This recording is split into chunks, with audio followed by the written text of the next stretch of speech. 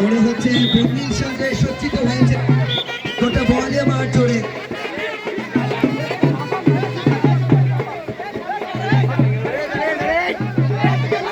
চমৎকার দৃষ্টিনন্দন, এবং কেনই বা হবেন না, আছে যেগুলি মানুষরা এসেছেন তাদের জন্য নিশ্চয়ই এই আয়োজনটাকে আরো বেশি সমৃদ্ধ করে রাখবেন।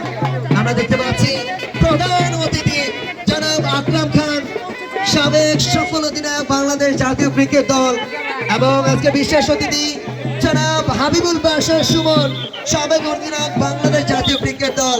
তারা কিন্তু গুটি গুটি পায় এই মুহূর্তে এবং মাঠে আসছেন, খেলোয়াড়দের সঙ্গে কুশল বিনিময় করছেন, চমৎকার ভাবে করছেন। আজকে আমাদের আজকের অতিথি মহোদয় যারা রয়েছে, সভাপতি মহোদয়